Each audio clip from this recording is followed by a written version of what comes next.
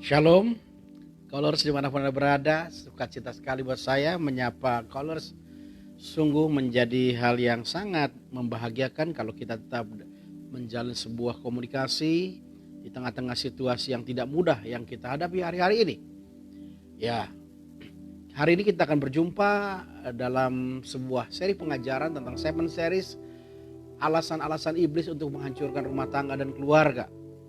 Jikalau kemarin kita sudah mendapatkan sebuah pelajaran yang penting, bagaimana seorang hamba Tuhan yang dipilih Tuhan, yang dipakai Tuhan, yang diurapi Tuhan dengan kekuatan yang besar dan dahsyat, namanya Yefta.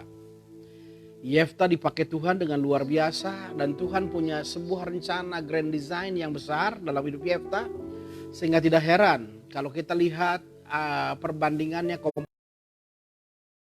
yang Tuhan pilih, yang Tuhan pakai dalam Alkitab ini, biasanya salah satu cirinya adalah diceritakan dengan detail. Bedaannya antara Ishak dan Ismail. Ketika Tuhan memilih Ishak, maka Tuhan berbicara banyak, bercerita banyak, menuliskan perjalanan hidup Ishak lebih banyak dibandingkan Ismail. Karena Ishak adalah pilihan daripada Tuhan.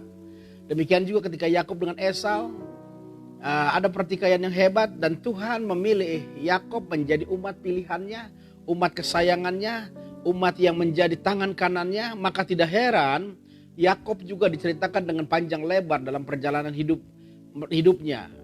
Demikian juga ketika Yakub punya anak namanya Yusuf, Tuhan memilih Yusuf menjadi anak sulung bagi Yakub, dan bukan durasi yang cepat, bukan durasi yang lama, sebab pada faktanya hakim-hakim yang lain dipakai Tuhan dengan luar biasa.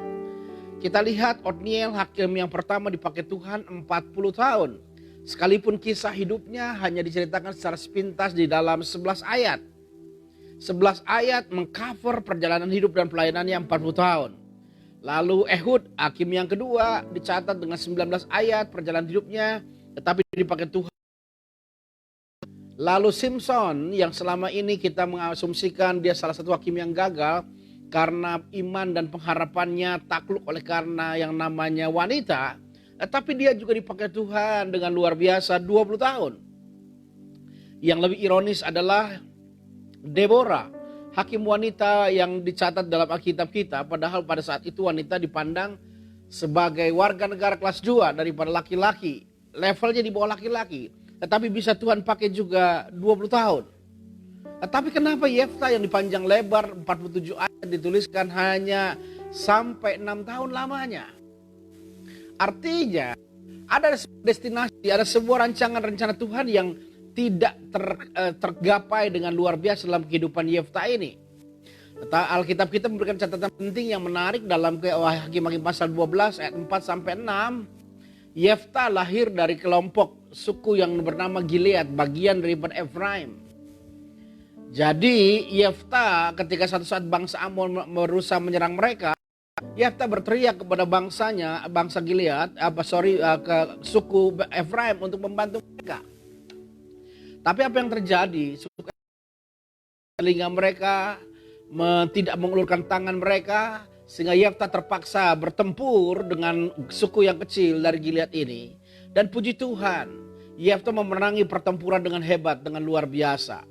Dan akibat daripada peperangan, dimanapun juga peperangan itu selalu, kalau kemenangan itu selalu menghasilkan sebuah jarahan yang hebat. Ketika dia menghasilkan jarahan, Efraim sebagai induk daripada sukunya berkata kepada Yefta, kenapa ketika engkau berperang tidak mengajak kami? Maka kami akan berperang melawan engkau. Ketika ditantang seperti itu, Yefta marah. Suku yang kecil melawan suku yang besar. Artinya kalau dalam terbu orang Batak, dalam Pasadan Marga itu ada salah satu suku. Misalnya ada Pasadan Marga Raja Oloan. Itu ada dari Sinambela, ada Bakara, ada Manulang, ada Siotang kalau tidak salah ya. Nah, salah satu suku ini melawan Raja Oloan yang lain. Dan apa yang terjadi, saudaraku yang terkasih? Kepemimpinan seorang bernama Yefta begitu luar biasa. Biarpun dia suku yang kecil dari antara induk sukunya yang besar ini, dia menang. Tetapi Tuhan tidak berkenan dengan perlakuan yang dikerjakan oleh Yefta. Dengan cara apa? Dia menempatkan orang-orang suku Gilead ini di tempat-tempat penyeberangan orang-orang Sungai Yordan. Kalau ada orang yang menyeberang untuk mengungsi untuk pergi, maka akan di-screening, akan dicek, maka akan ditanya, orang Efraim ke engkau? Dan jika dia menjawab bukan, maka cek yang kedua akan ditanya lagi, coba katakan dulu Shibolet pakai Y. Jikalau orang itu berkata Shibolet nggak pakai Y, artinya ada lafal, ada aksen yang dia bisa paham itu orang ketahuan orang Yehuda, apa orang Efraim, maka orang itu ditangkap dan dibunuh. Yang menarik adalah pembunuhan yang dilakukan oleh orang-orang Gilead dengan cara kepada orang Efraim dengan cara disembelih. Sebuah tindakan yang tidak berperi kemanusiaan, sebuah tindakan yang sangat-sangat memilukan sekali. Yang menarik adalah mengapa seorang hamba Tuhan sekaliber Yefta yang diurapi Tuhan, yang dipilih Tuhan, yang dipakai Tuhan, bisa melakukan hal yang keji, bisa melakukan sesuatu yang sadis, bisa melakukan sesuatu yang di luar peri kemanusiaan. Ternyata pangkalnya Yefta adalah orang yang terluka. Bahaya sekali ketika orang memiliki luka batin, kepahitan dalam hidupnya, dan orang itu adalah seorang pemimpin. Kenapa? Karena dengan otoritasnya, dengan apa yang dengan otoritasnya, dengan kekuasaannya, dia bisa melakukan hal-hal yang luar biasa. Nah, kalau selanjutnya peristiwa Yefta ini kita menemukan sebuah kebenaran, di mana pangkal daripada luka batinnya, di mana pangkal daripada kepahitannya, di mana pangkal daripada kemarahannya ini. Ternyata Yefta pangkalnya adalah di keluarganya. Yefta adalah anak yang dilahirkan dari perempuan sundal. Bapak Yefta menikah dan tidak punya anak. Lalu ambillah perempuan sundal, lalu lahirlah Yefta. Yefta jadi anak sulung bagi bapaknya. Tetapi di kemudian hari istri yang sah melahirkan anak-anak bagi bapaknya Yefta. Konflik terjadi karena anak-anak dan istri yang sah ini menganggap Yefta tidak berhak mendapatkan milik pusaka, milik warisan itu. Padahal menurut hukum sipil Yahudi, siapapun anak sulung seorang bapak, dialah menerima warisan dalam kehidupan mereka. Dan warisannya itu adalah haknya adalah dua bagian daripada harta kekayaan bapaknya. Ketika Yefta tertolak, maka kita mencarikan catatan dalam Hakim-Hakim pasal 11 ayat 1, Yefta seorang pahlawan yang gagah perkasa berubah dalam ayat yang ketiga menjadi penjahat, perampok yang menakutkan sekali. Jadi ternyata kehancuran keluarga itu menyumbang salah satunya membuat orang percaya gagal mencapai destiny ilahi. Oleh sebab itu hari ini kekasihku yang terkasih, kasihku, ingat kehancuran keluarga, pengalaman kita kemarin itu merancangkan destiny yang Tuhan harapkan dari setiap kita, apalagi hamba-hamba Tuhan. Dalam hari yang kedua, dalam sesi yang kedua kita akan membahas tujuan apakah dibalik rancangkan kehancuran keluarga-keluarga. Apa yang iblis rancangkan dibalik kehancuran keluarga-keluarga itu? Coba kita lihat, perhatikan di dalam Kisah Rasul 19 ayat yang ke-13 sampai ayat yang ke-16. Sebelum saya bacakan ayat ini, saya ingin bertanya kepada Kolors dimanapun Anda berada hari ini. Siapa yang percaya doa di dalam nama Yesus itu pasti berkuasa? Saya ulangi lagi.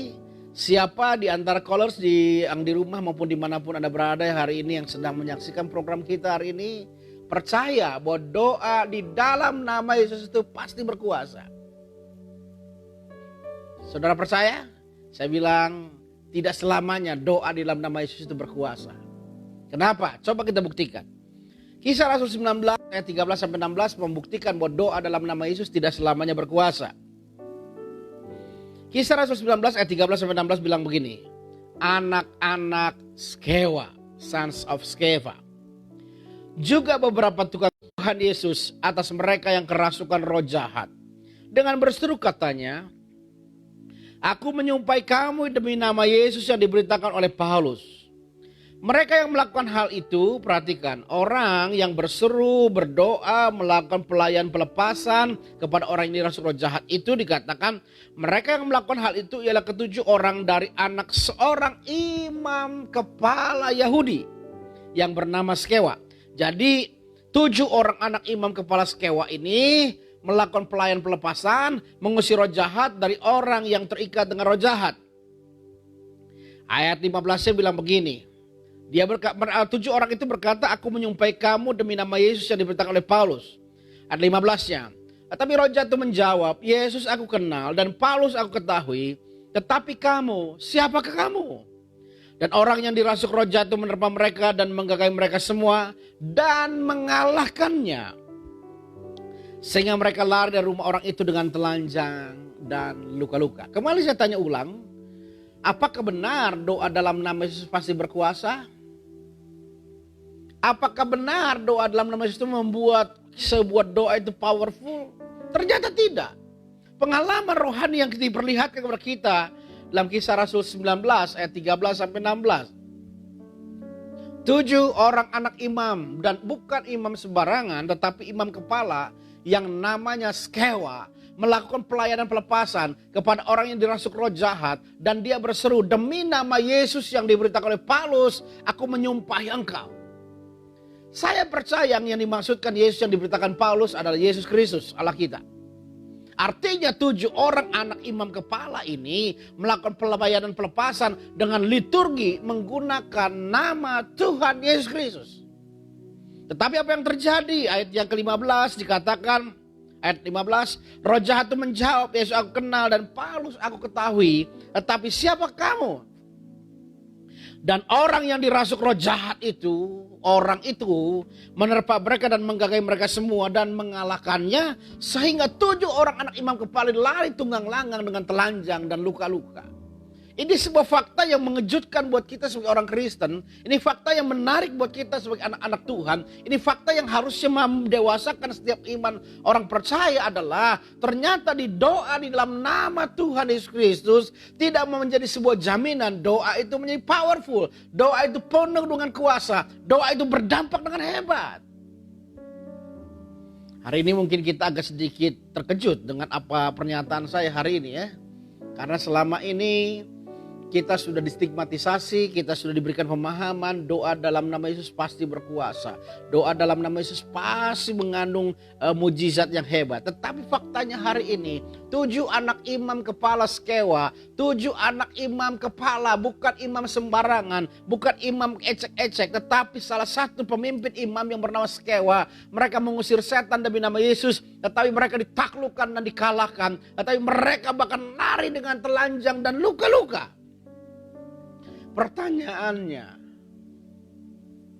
mengapa doa dalam nama Yesus yang diucapkan oleh 7 anak imam kepala ini tidak berkuasa? Mengapa doa dalam nama Yesus yang diucapkan oleh 7 anak imam kepala ini tidak punya dampak yang hebat di dalam kehidupannya? Nah, di sini ada sebuah kesalahan pemahaman seringkali yang kita miliki sebagai anak-anak Tuhan. Ada sebuah misinterpretasi yang berbahaya sekali. Kenapa? Karena kita akan temukan jawabannya, kebenarannya dalam Yakobus 5 ayat yang ke-16. Kita baca Yakobus 5 ayat 16.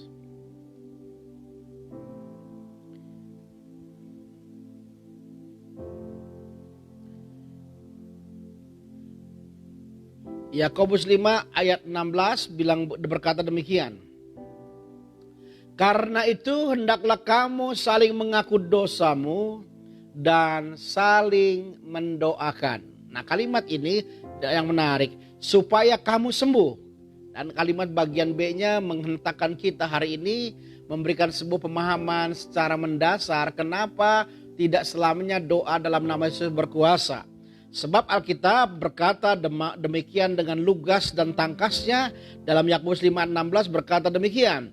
Doa orang yang benar, bila dengan yakin didoakan, sangat besar kuasanya. Yakobus 5 ayat 16 bagian B berkata doa orang yang benar.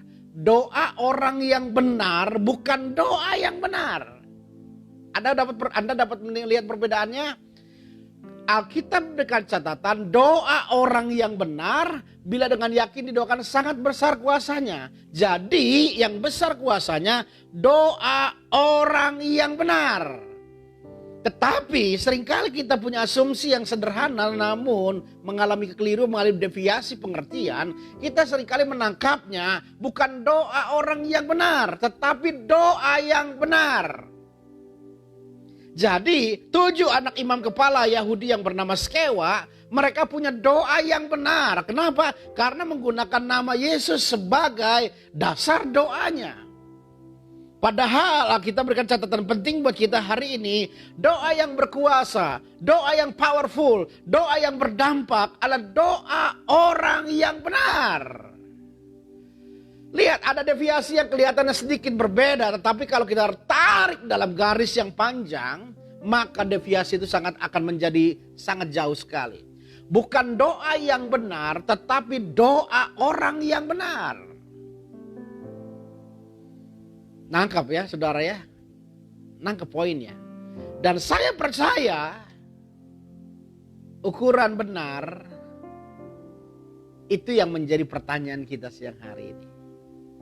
Kalau kita sudah menemukan sebuah namanya legal statementnya bahwa bukan doa yang benar yang penuh dengan kuasa, tapi doa orang yang benar. Nah pertanyaannya sekarang, apa ukurannya orang dikatakan benar? Saya percaya orang benar tidak diukur seberapa banyak dia beribadah, seberapa banyak dia melakukan perbuatan-perbuatan baik. Tapi saya percaya ukuran orang benar adalah karakter. Kenapa saya katakan demikian? Karena saya percaya Yesus mati buat kita bukan sekedar supaya kita diselamatkan, bukan sekedar supaya kita masuk surga, bukan sekedar kita supaya terhindar dari neraka. Tapi saya percaya ketika Yesus mati buat kita, menebus kita, supaya kita menghidupi kebenaran firman Tuhan, supaya hidup kita serupa dengan Kristus. Artinya kalau serupa dengan Kristus, saya percaya itu ukurannya bukan cara berpakaiannya. Ukurannya bukan model rambutnya. Ukurannya bukan pelayanannya. Tapi cara serupa dengan Kristus, saya percaya ukurannya adalah karakternya. Ya, jadi saya percaya Yesus mati di atas kayu salib bukan sekedar untuk mati buat supaya kita masuk surga, tetapi menjadikan kita hidup di bawah hukum kebenaran dan hidup kita menjadi serupa dengan Kristus. Dan bicara serupa dengan Kristus, ukurannya adalah karakter. Jadi karakter ini sangat menentukan sebuah doa itu kan powerful atau tidak, didengar Tuhan atau tidak. Buktinya di mana? Coba kita lihat. Yakobus pasal yang keempat, ayat yang ketiga.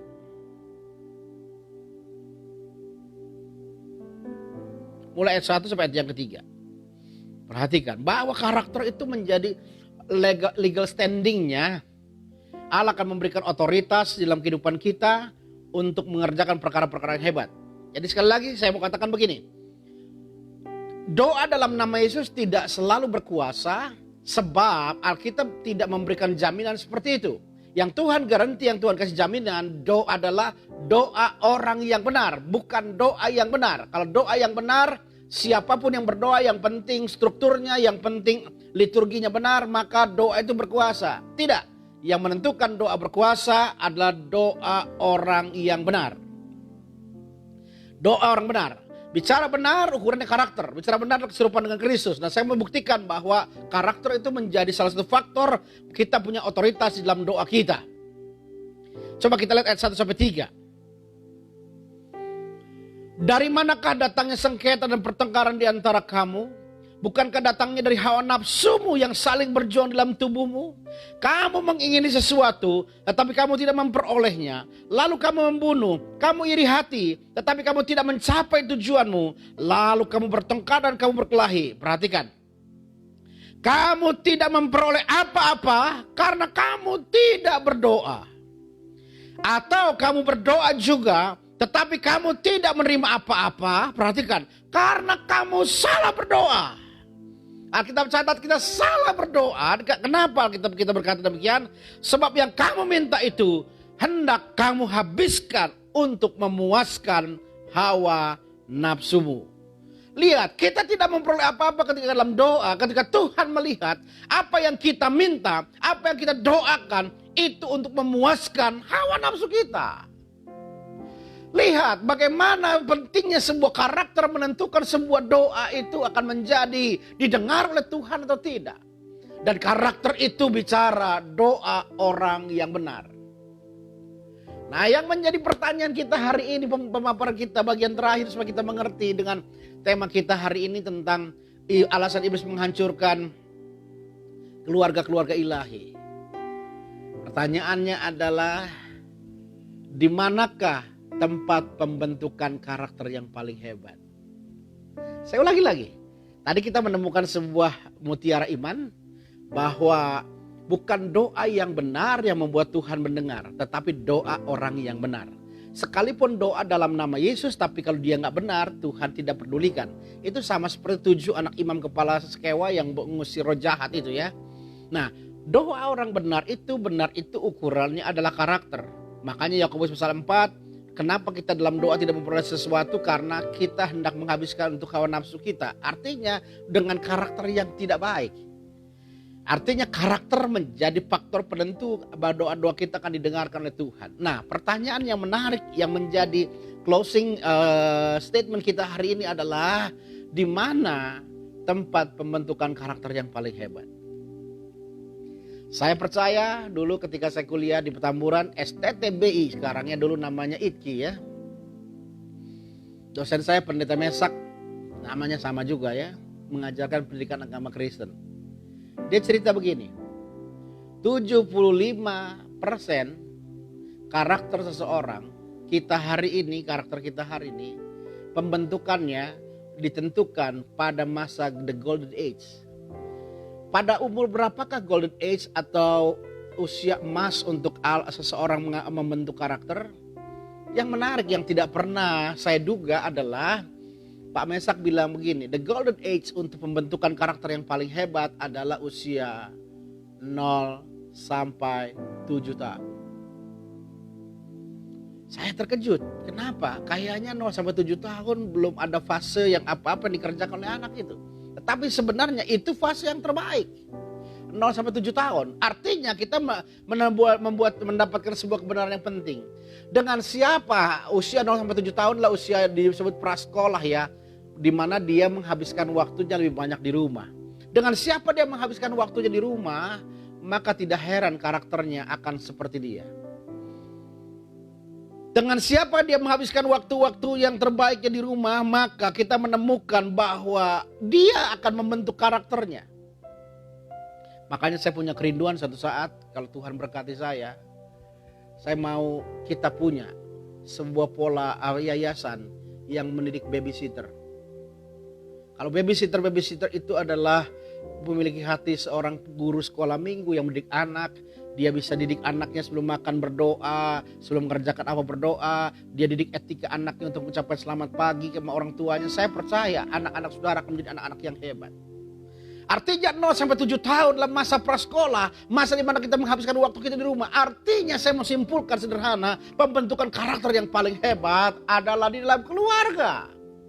Nah, kalau kita menemukan sebuah jaringan yang lengkap bahwa keluarga tempat pembentukan yang karakter yang paling hebat, maka iblis mengarahkan seluruh serangannya, dayanya, upayanya menghancurkan keluarga ini supaya tidak muncul karakter yang baik, tidak menjadi orang benar. Maka tidak heran kalau dia tidak benar, dia tidak akan punya otoritas ilahi dalam doa-doanya. Oleh sebab itu hari ini kasih Tuhan, sekali lagi, keluarga itu mahakarya Tuhan, masterpiece yang tidak pernah akan ada duanya. Bagaimana keluarga kita menentukan karakter kita?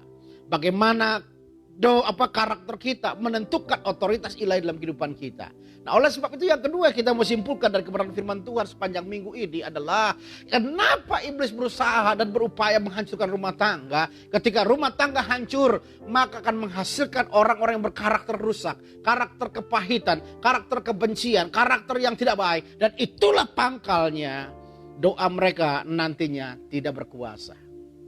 Oleh sebab itu hari ini berjuanglah bersama dengan saya, segenap Colors di mana pun Anda berada. Sungguh-sungguh berjuang membela rumah tangga saudara, untuk membangun rumah tangga yang berkenan kepada Allah, rumah tangga yang dicintai oleh Tuhan, sehingga lahir generasi ilahi, lahir orang-orang yang percaya kepada Tuhan, lahir orang-orang yang mengabdikan dirinya kepada Tuhan, lahir orang-orang benar, dan mereka menjadi orang-orang yang powerful. Amin buat firman Tuhan. Mari kita tundukkan kepala kita berdoa. Bapa yang baik, kami bersyukur pada siang hari ini. Kami memulai perjalanan iman kami hari ini dengan kebenaran firman Tuhan. Bahwa bukan doa orang yang benar, bukan doa yang benar, bukan doa yang diucapkan dengan benar, bukan doa dengan liturgi yang benar, yang berkuasa. Tetapi Alkitab adalah berkata, doa orang yang benar, bila dengan yakin didoakan sangat besar kuasanya. Kami percaya ukuran benar itu bukanlah ukuran seberapa banyak kami beribadah, bukan seberapa banyak kami melakukan hal-hal yang baik. Tetapi ukuran yang benar, orang benarlah karakter keserupaan dengan Kristus. Hari ini dalam situasi yang berat hari ini, kami mau terus berjuang untuk serupa dengan Kristus. Semakin kami serupa dengan Kristus, maka apa yang kami doakan tidak lagi untuk menghabiskan, kami habiskan untuk hawa nafsu kami. Maka orientasi kami hanya untuk kemuliaan dan kebesaran nama Tuhan.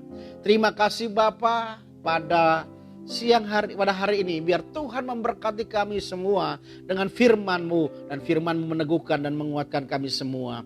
Hanya di dalam nama Tuhan Yesus Kristus kami bersyukur dan kami berdoa. Kami mengurapi setiap rumah tangga, tempat memproduksi karakter yang baik, dan lahirlah dari situ keturunan ilahi yang akan memiliki otoritas di dalam doa-doa mereka. Di dalam nama Tuhan Yesus Kristus kami bersyukur, kami berdoa. Haleluya.